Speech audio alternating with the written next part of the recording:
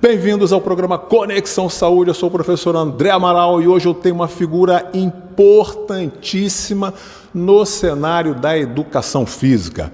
Professor, mestre e doutor Marcelo Costa. Boa tarde. Tudo bem? Tudo bem. Bom dia, boa tarde, boa noite, né? Internet, YouTube. Marcelinho, eu te conheço há muitos anos. Te conheço de academia, né? Lá de Vila Isabel. Nós somos de Vila Isabel, um bairro tradicional. Ginástica. Fala um pouco da tua paixão pela ginástica localizada.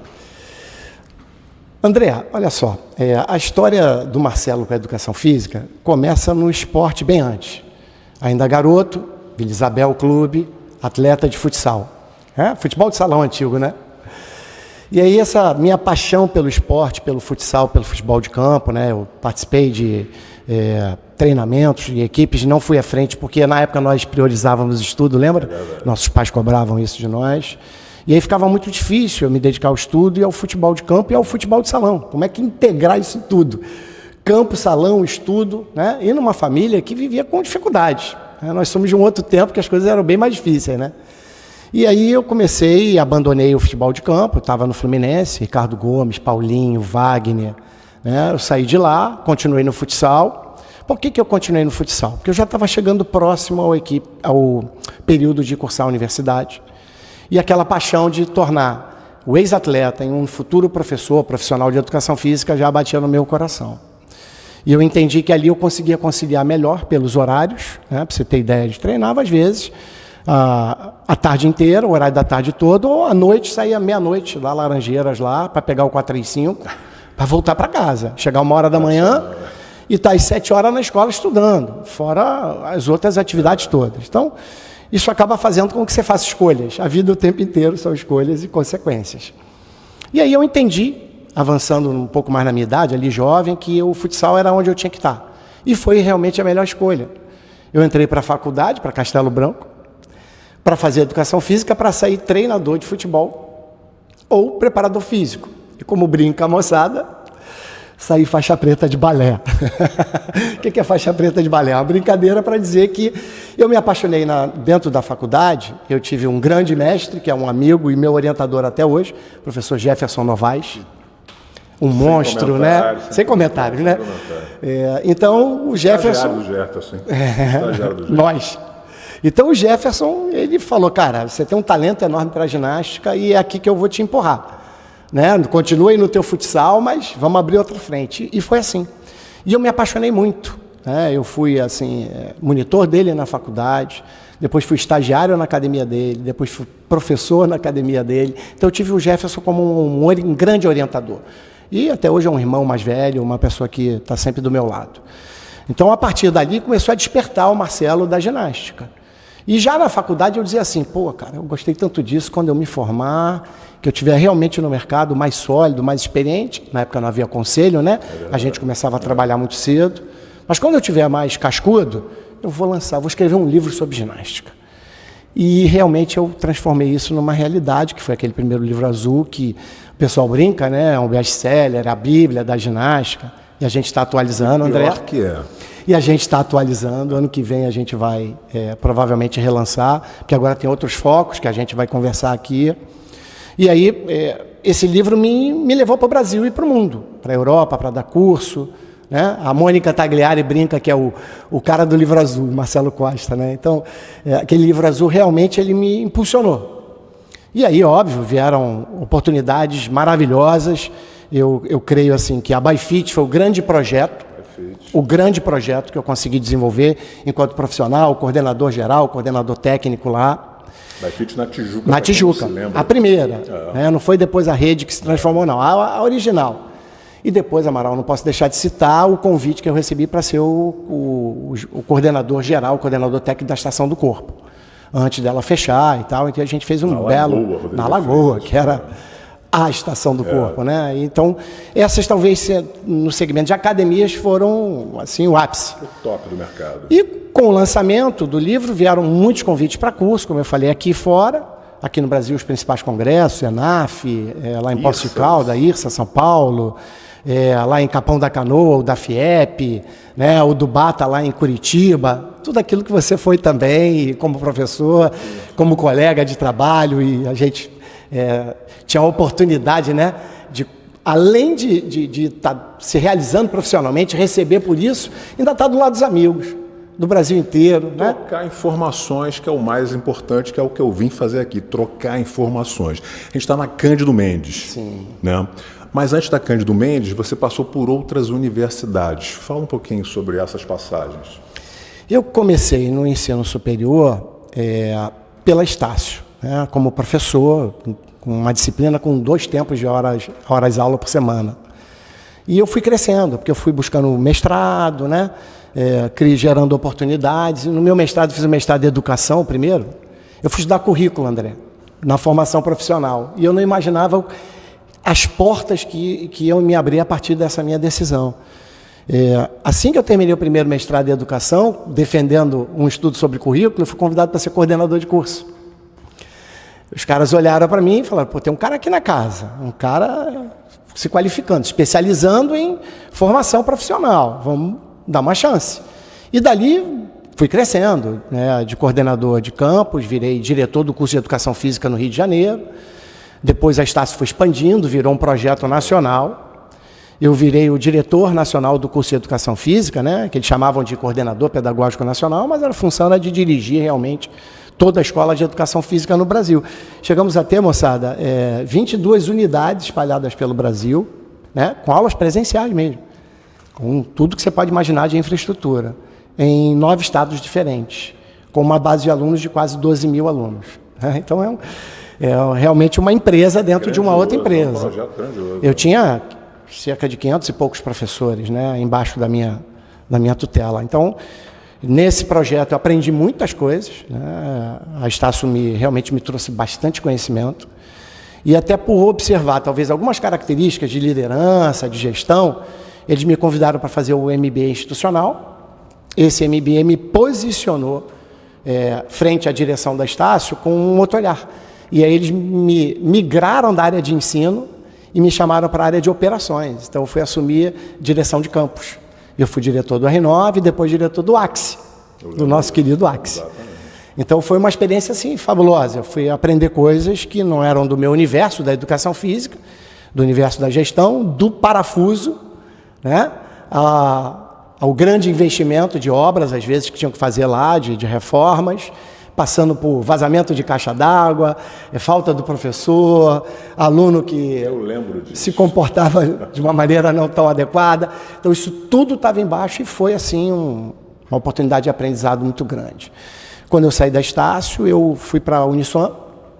Lá eu entrei pelo curso de Educação Física, pela coordenação.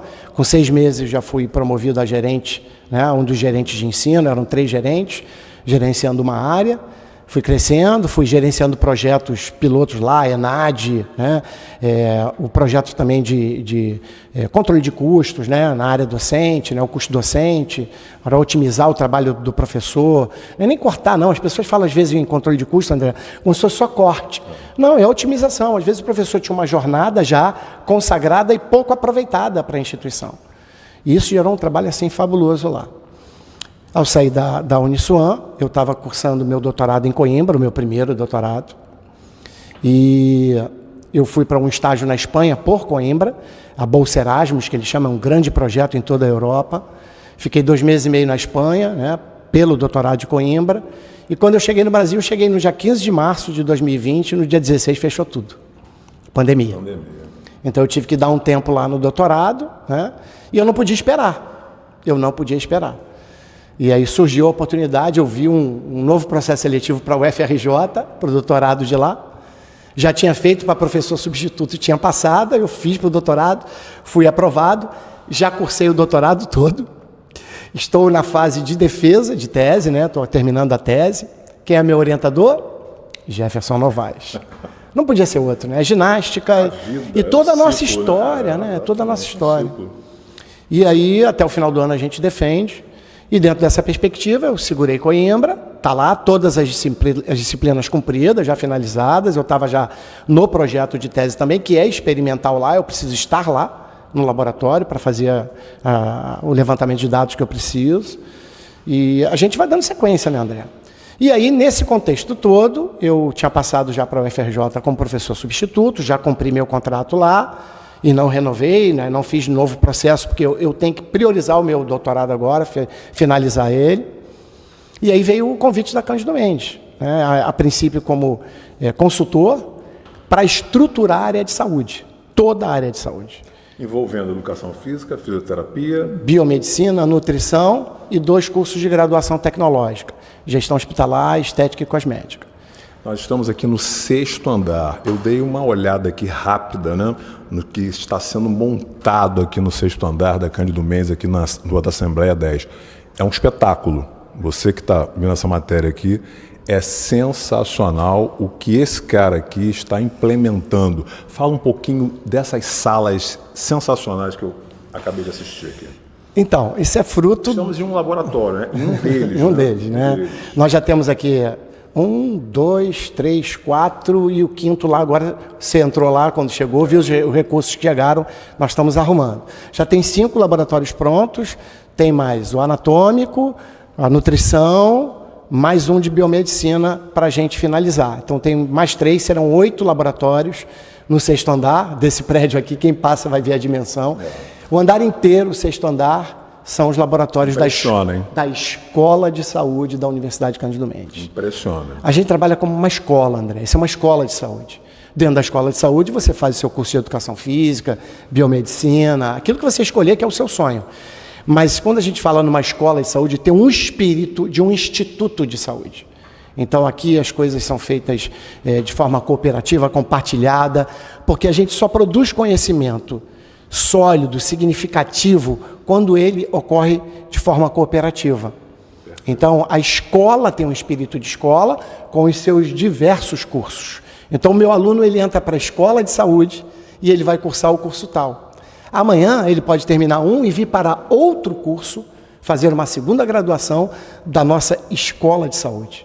Então, fruto daquela consultoria inicial, eu mostrei para eles o que tínhamos de trabalho potencial para desenvolver. Fizemos esse portfólio de cursos que acabamos de falar e fomos para a primeira captação, assim, é uma incógnita, porque a vocação da Cândido Mendes era direito, administração, economia, comunicação. Então, em outras áreas do conhecimento, humanidades, né, uma área mais social, vamos colocar dessa forma, porque propriamente a área de saúde. André, a primeira captação, 600 alunos. E aí a Cândido olhou e falou, realmente a gente montou um bom projeto. Então, como é que a gente vai dar solidez, né, robustez nesse projeto? Não tem como nós abrirmos mão de fazer o que tem que ser feito. Né? Então, eu já vi vários comentários de pessoas, às vezes, criticando o modelo de educação à distância. E elas não estão erradas. Porque, na verdade, talvez, muitos projetos não constroem estruturas sólidas, projetos pedagógicos sólidos e verdadeiros, André. Nós tivemos dificuldades aqui, estamos um pouquinho atrasados no nosso cronograma. Você teve naquele outro lado lá. Você viu as paredes que dividiam as salas. Nós tivemos que derrubar para fazer uma área única. Então aquilo demorou, isso atrasou um pouquinho. Uma coisa é atrasar o cronograma, outra coisa é não fazer. Nós não podemos abrir mão, num projeto de formação na área da saúde, de suprimir a realização das habilidades profissionais. E habilidades profissionais se constroem inicialmente em laboratórios de aprendizagem, para que possam ir essa experiência prévia, primária, anterior, ela possa se dar no contato com o mercado de trabalho do aluno posterior, nos seus estágios, nas suas visitas técnicas, para posteriormente ele transformar isso na sua ação profissional. Então, André, isso é um pequeno exemplo, né, do nosso laboratório aqui, do que a gente está fazendo. Tem outras salas, né, a gente pode fazer uma filmagem depois. Vou dar uma pincelada lá e vocês vão assistir. O que é esse 6º andar da saúde? Posso falar assim? É o 6º andar da saúde. É isso aí. E posso falar uma coisa aqui, te cortar? Eu tinha dúvidas, já até falei com o Rogerinho, tinha dúvidas sobre o ensino à distância. E essas dúvidas estão acabando completamente com o Marcelo Costa aqui. Então, o modelo à distância, André, ele favorece muito a flexibilidade para estudar. Então, nós temos muitos colegas que querem fazer a sua formação, mas trabalham o dia inteiro, não conseguem depois se deslocar, porque perdem muito tempo no trânsito. Nós tínhamos colegas lá que chegavam 8 horas da noite, no turno da noite. Então, o colega perdia, às vezes, 2 horas de aula. Com o modelo à distância, nesse formato híbrido que a gente tem aqui, né, que muitas universidades, faculdades chamam de modelo flex, né? O que a gente tem de possibilidade e flexibilidade? Nossas aulas são webinars, todo dia, ao vivo, André. Não são aulas gravadas. O meu professor entra ao vivo, dá a sua aula, ministra o seu webinar, e aí sim ela fica gravada. Ao ficar gravada, o meu aluno que não teve condições de assistir ao vivo, por conta dele estar se deslocando, ele chega em casa e vai assistir sua aula inteira e não perdeu nada. E aquela aula, vinculada àquela aula, tem um conteúdo didático produzido, capítulos de livros, exercícios que ele tem que fazer. Então ele terminou aquela aula, ele entra e vai estudar o restante da aula, vai fazer exercício de fixação, vai entrar nas ferramentas dos laboratórios virtuais. Ele entra por dentro das práticas, dentro do laboratório virtual de anatomia, de fisiologia, de bioquímica, de avaliação. Nós temos ferramentas, né, de soluções educacionais que nos dão, né, esse privilégio.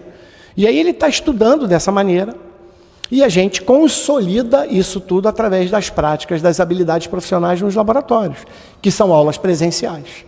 Então, por exemplo, tem estudante que entra, mas eu não posso ir numa prática presencial. Lamento, você está no local errado.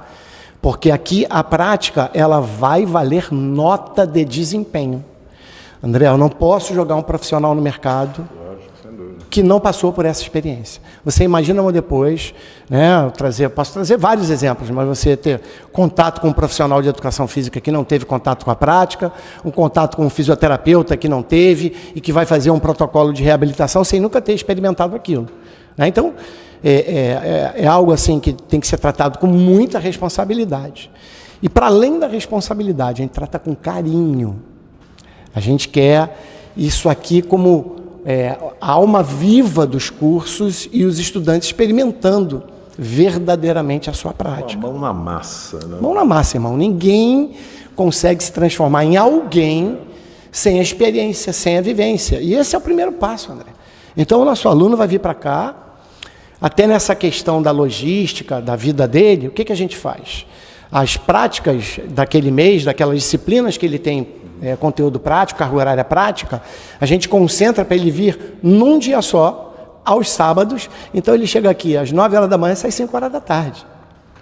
Ele fica num grande workshop, 3, 4 professores dando aula, e ele está ali experimentando todo aquele conhecimento, e de uma forma que muitas vezes o presencial trata de maneira dissociada, né?